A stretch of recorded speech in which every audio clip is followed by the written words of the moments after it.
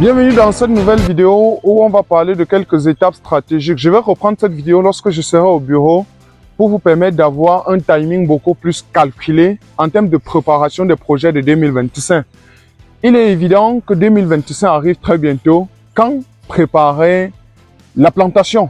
Parce que bien évidemment, beaucoup veulent lancer des projets en 2025 et beaucoup vont encore accuser des retards comme tous les ans parce qu'ils n'ont pas eu de manière méthodique et stratégique les différentes phases d'un projet. Donc, cette vidéo vous permettra exactement d'avoir les différentes phases, les différents timings, les différentes choses à faire pour pouvoir prévoir et réussir la campagne de 2025. Salut à toi et bienvenue sur la chaîne. Je suis Kana Ivari. Sur cette chaîne, je te parle d'agriculture, d'élevage, tout ce qui est technologie agricole. Je serai dans la plus grande pépinière, entre parenthèses, d'Afrique centrale aujourd'hui et on va essayer de voir les différentes phases qui constitueront des projets de 2025. Avant d'y arriver, n'oublie surtout pas que nous avons repris avec les formations de tous les dimanches. Donc, vous avez un projet agricole qui porte sur une thématique sensible. Vous vous inscrivez pour qu'un de ces dimanches, on fait un coaching, une séance de travail avec vous afin de vous permettre de mieux vous organiser. Nous avons également deux grands rendez-vous de formation à Yaoundé, le 4 et le 5 octobre sur la culture de pastèque. Donc, ce sera sur le site et au bureau.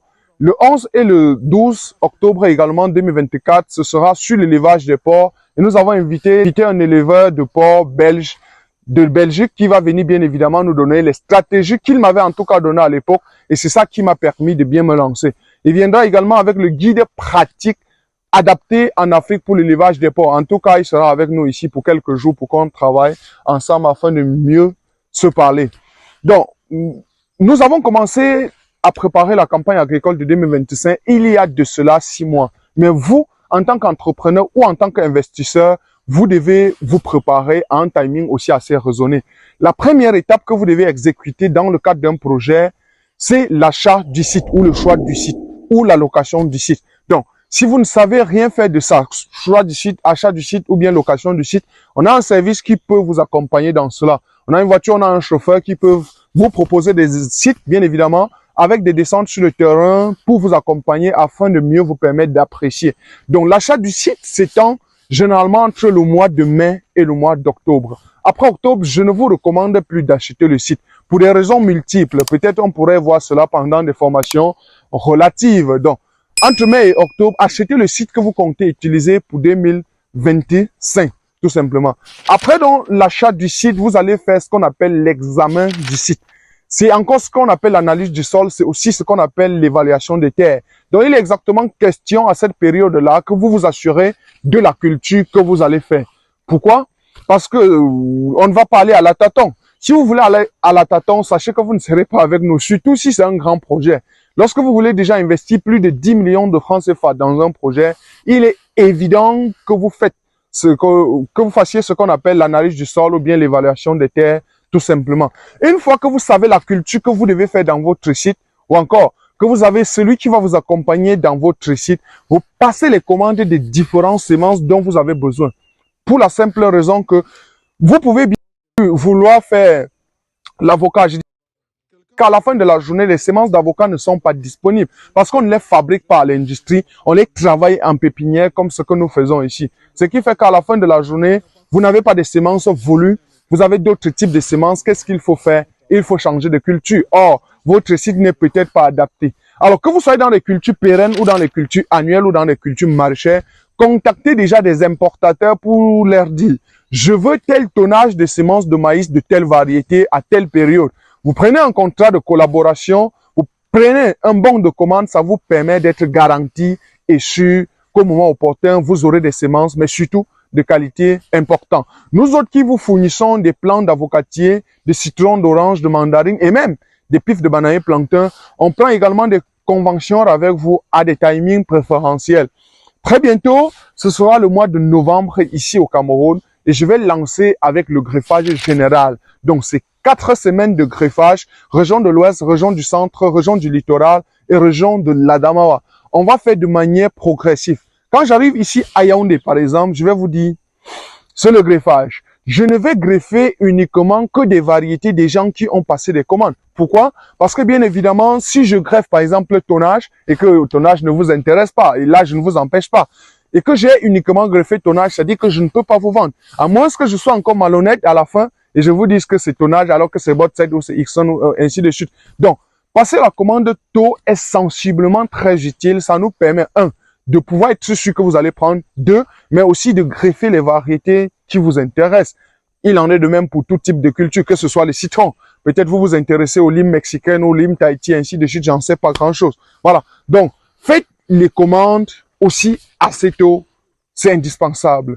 Quatrième chose préparatoire que vous devez faire lorsque vous voulez réussir la campagne de 2025, ce sera tout simplement la préparation du site. Les amis, cette année, il faut qu'on commence en novembre. Bien évidemment, il faut que les pluies cessent avant qu'on commence. L'année dernière, les pluies sont allées jusqu'en décembre. C'est ça qui a foiré beaucoup de projets. Erreur, peu importe, à partir du 20 novembre, commencer avec le sous-bois.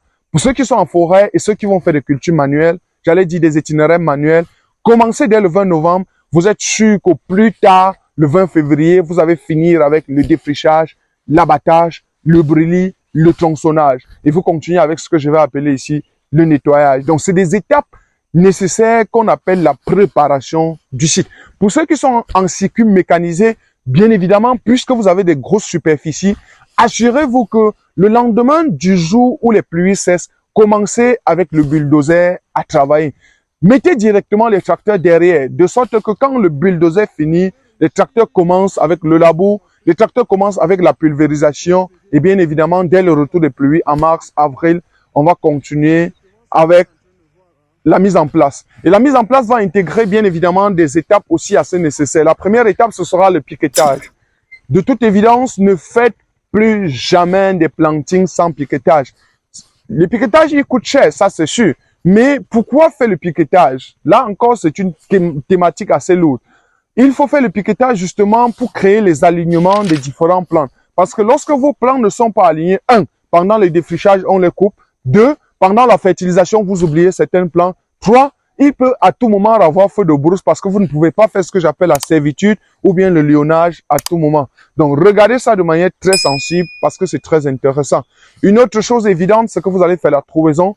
Respecter, bien évidemment, les dimensions des trous est un processus qui conduit au succès. Et c'est d'ailleurs pourquoi nous avons désormais les machines pour pouvoir faire la trouaison. Vous voulez faire des trous de diamètre 20 centimes, 30 centimes, 40 centimes, on peut vous fournir des machines au niveau du Cameroun, j'allais dire Afrique centrale, Afrique de l'Ouest, pour vous permettre de le faire. Et une fois le projet mis en place, c'est-à-dire le planting, élaborer un bon process de suivi. Et je crois aussi qu'en 2025, avec les différents échecs que nous avons connus, avec les différents partenaires jusqu'ici, on va élaborer un programme annuel de suivi des projets agricoles. J'imagine encore le nom, mais ce sera disponible. Donc, vous allez payer un prix sur l'année. Ça fait que vous serez en contact avec nous, nos techniciens, nos ingénieurs, pour pouvoir faire le suivi de vos plantations toute l'année.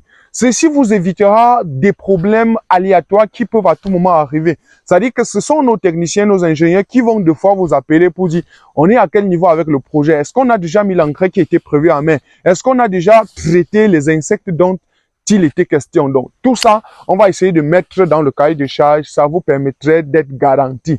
D'ailleurs, nous n'allons pas vous demander une grande somme pour cela, mais ça va constituer une phase pilote de développement des projets agricoles. Parce qu'on se dit que si 10 personnes réussissent, qu'ils soient résidents ou de la diaspora, ça va peut-être pas créer la publicité, mais ça va créer ce que je vais appeler ici la valeur ajoutée. Et une fois la valeur ajoutée créée, on est sûr qu'on peut passer des projets beaucoup plus importants, de 10 à 100 hectares, de 100 hectares à 1000 hectares, parce que de plus en plus, vous êtes au courant, nous sommes en train de travailler sur des process de mécanisation agricole. Alors, pour ceux qui ne savent pas, c'est très bientôt la saison sèche dans plusieurs de nos pays. Nous avons également une équipe pour l'installation des systèmes d'irrigation. La chance, j'ai fait un contrat avec des plus grosses entreprises de systèmes d'irrigation au Cameroun, que peut-être vous connaissez. Ils seront avec nous et ils vont apporter, le matériel, la caution morale pour nous permettre d'être garantis qu'on va effectivement faire ces systèmes d'irrigation. Dans tous les cas, vous avez besoin d'un de nos services, vous nous contactez au numéro unique qui est WhatsApp et on va élaborer un protocole d'accord, d'échange afin tout simplement de voir comment se mettre. Merci d'avoir suivi jusqu'à la fin. Je suis à la pépinière de Yaoundé et c'est ici qu'on va vous faire les différentes livraisons. Ici, c'est la section avocat ou encore avocatier greffé. Il y a une section beaucoup plus importante en bas qui portent des arbres fruitiers et agrumes. Donc plus concrètement, citron, orange, mandarine d'un côté, mais de l'autre côté, les mangues. Je vais vous parler d'une variété de mangues très bientôt. Et éventuellement les safoutiers à taux d'huile très élevé. Donc voilà le process mécanique qu'on a mis en place à Yaoundé cette année pour vous permettre de vous en sortir. En tout cas, contactez-nous au besoin pour nous permettre d'être clairs pour des projets dont on va suivre pour des années à venir. C'était Kana Évariste, merci d'avoir suivi jusqu'à la fin et à très bientôt. Ciao.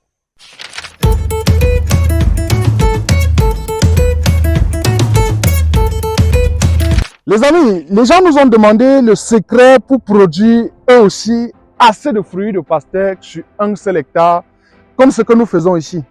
Eh bien, j'ai bien évidemment dit, il y a trop de questions. Nous allons faire une formation à Yaoundé, pratique. Un jour sur le terrain, un jour en salle. Donc le 4 octobre 2024, nous serons à Yaoundé ensemble. On a 50 places disponibles pour une formation sur la culture de pastèque. Ça va intégrer plusieurs points. Et le 5 octobre, on sera ici sur le site afin de vous présenter les différentes phases. Et en même temps, on vous présentera tous les produits que nous utilisons. Donc la formation théorique et pratique sera étalée principalement sur 5 modules. Le premier module, ce sera le choix du site. Donc on va vous dire pourquoi choisir un site qui n'a pas de pente. Bien évidemment, vous verrez cela sur le terrain. On a bien eu des sites avec la pente, mais on a décidé de faire là où il n'y a pas la pente. Le deuxième module, ce sera comment choisir la variété. Pourquoi il y a des hybrides sur le marché, mais nous avons choisi de faire la variété Kaolack, avoir trop de fruits à des poids énormes. Ce sera un module exceptionnel. Si vous savez choisir la variété, ça veut dire que vous avez déjà ciblé votre clientèle. Troisième module, ce sera la fertilisation. Quels sont les engrais que vous devez apporter à la pastèque pour pouvoir avoir 12, 10, 20 kilos par fruit? Parce que justement, l'engrais ou les fientes sont des moteurs. Le quatrième module de cette formation, ce sera la protection phytosanitaire. Les amis, on vous montrera les différents produits qu'on utilise pour s'en sortir. Parce que vous devez le savoir, les gens disent que la pastèque est une culture trop sensible et on a 2 fois peur de réussir. Donc les produits, ce sera idéal. Et le dernier module qu'on va regarder, ce sera l'entretien. Comment entretenir une parcelle de pastèque pour avoir des fruits aussi assez ronds, aussi assez gros et aussi assez propres. Inscrivez-vous à cette formation pour qu'on se retrouve à Yaoundé le 4 et le 5 octobre pour travailler sur cette thématique. Et on vous apprendra bien évidemment comment gagner à partir d'1 million d'investissement jusqu'à 5 millions de francs CFA.